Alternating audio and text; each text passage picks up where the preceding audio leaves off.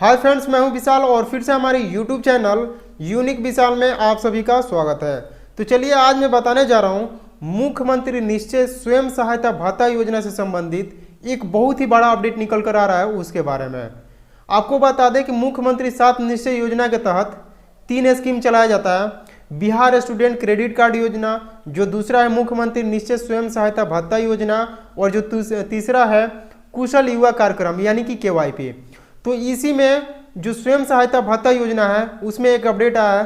तो चलिए आपको देते हैं कि क्या है अपडेट और पूरी जानकारी आपको देते हैं। तो चलिए वीडियो को शुरू करते हैं, और अभी तक हमारे YouTube चैनल को आप सब्सक्राइब नहीं किया तो सब्सक्राइब कर लीजिए और बेल आइकन को दबाना ना भूलें। तो चलिए वीडियो को शुरू करते हैं। तो फ्रेंड्स, ये देख सकते हैं पेपर कटिंग, ये देख सकते हैं सबसे ऊपर में लिखा है मुख्यमंत्री निश्चय स्वयं सहायता भत्ता योजना की अवधि 5 वर्षों के लिए बढ़ाई गई। यानी कि जो आपको स्वयं सहायता भत्ता योजना मिल रहा था उसको 5 वर्षों के लिए बढ़ा दिया गया है। तो इसमें बहुत सारे लड़कों को कन्फ्यूजन हो गया है कि क्या बढ़ाया गया है, तो ये आपको क्लियर कर देता हूँ।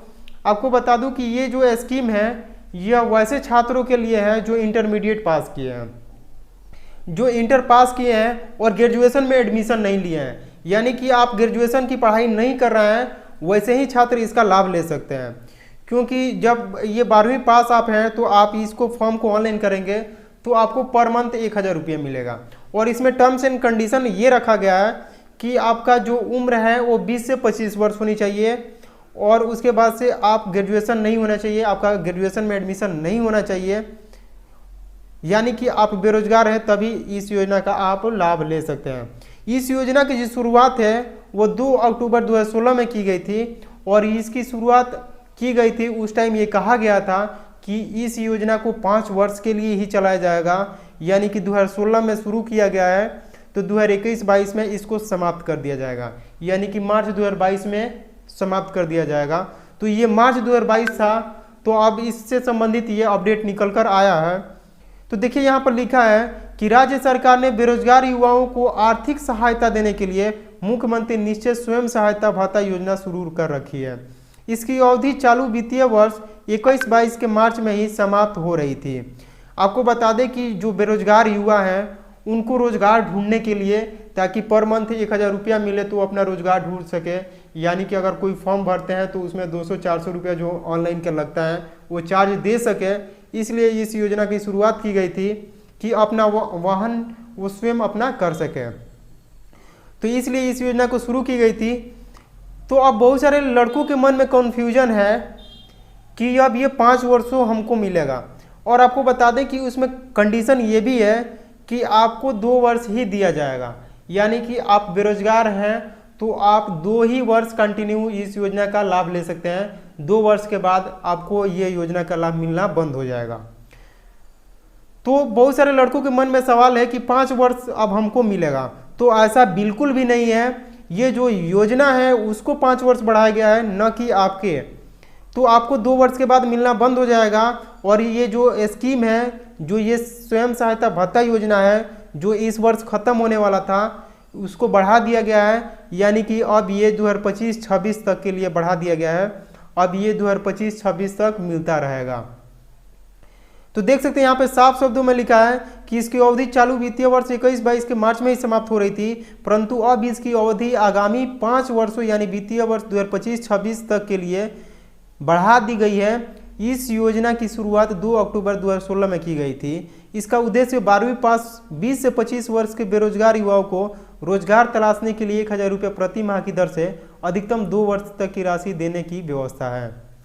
तो यहाँ पे साफ यहाँ पर भी दिया हुआ है कि आपको 12वीं पास होनी चाहिए। दूसरा कंडीशन है कि 20 से 25 वर्ष के बीच आपकी आयु होनी चाहिए, और तीसरा कंडीशन है कि आपको 2 ही वर्ष इस योजना का लाभ मिलेगा। तो बहुत सारे लड़के अब बोलते हैं कि सर मेरा पेमेंट अब नहीं आ रहा है।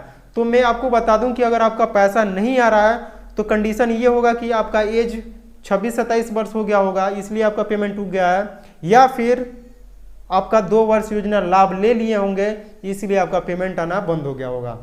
तो ये कंडीशन जरूर होगा जिसकी वजह से आपका पेमेंट बंद हो गया होगा। और हाँ, एक चीज़ और बता दें कि आप इसको गलती नहीं करेंगे। आप ग्रेजुएशन में एडमिशन लेना चाहते हैं तो आप अपना पढ़ाई करेंगे और इस योजना का लाभ नहीं लेंगे, क्योंकि इसमें आपको CLC जमा करना अनिवार्य होता है। और जब आप ग्रेजुएशन में एडमिशन लेंगे तो CLC आपका नहीं रहेगा। इसलिए अगर आप ग्रेजुएशन कर रहे हैं तो इस योजना का लाभ नहीं लें, या फिर आगे की पढ़ाई करना चाहते हैं तो इस योजना का लाभ नहीं लेना चाहिए आपको, क्योंकि आप अगर इस योजना का लाभ लेते हैं तो आप स्टूडेंट क्रेडिट कार्ड का लाभ लेना चाहते हैं, यानी कि आप लोन लेना चाहते हैं पढ़ाई के लिए तो आपको लोन नहीं मिलता है, इसलिए आपको समस्या हो सकती है आगे चल के। तो आप इन सभी बातों को ध्यान रखेंगे। तो ये सारी यहाँ पर दी गई है, ये एक बड़ी अपडेट थी। तो जो लोग भी 12वीं पास हैं और 20 से 25 वर्ष के बीच में एज है तो वो ऑनलाइन कर सकते हैं और ऑनलाइन करके इस योजना का लाभ ले सकते हैं। तो यहाँ पर देख सकते हैं इस योजना के तहत अब तक 6,51,915 आवेदन जिला निबंधन एवं परामर्श केंद्र पर प्राप्त हो चुके हैं। इनमें जांच के बाद पाए गए 5,67,846 आवेदनों की स्वीकृति किया गया। तो यहाँ पर सब कुछ यहाँ पर दिया हुआ है।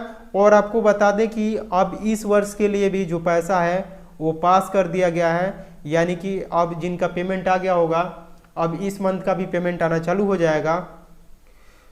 तो ये है नया अपडेट। तो फ्रेंड्स, मुझे उम्मीद है आपको वीडियो बहुत पसंद आया होगा। और आपको बता दें कि आप इंटर पास हैं, आप ऑनलाइन आवेदन करना चाहते हैं तो आपको ऑनलाइन आवेदन करके और जो हार्ड कॉपी है वो आपको DRCC ऑफिस में ले जाकर जमा करना होगा, वहाँ पे आपको वेरीफाई कराना होगा, उसके बाद ही आपका पेमेंट आना चालू होगा। ये है इसका पूरा अपडेट। तो फ्रेंड्स, अगर आपको कोई भी कन्फ्यूजन है तो आप कमेंट कर सकते हैं, हम आपका रिप्लाई जरूर देंगे। तब तक के लिए धन्यवाद और मिलते हैं फिर से नेक्स्ट वीडियो में। तब तक के लिए बाय।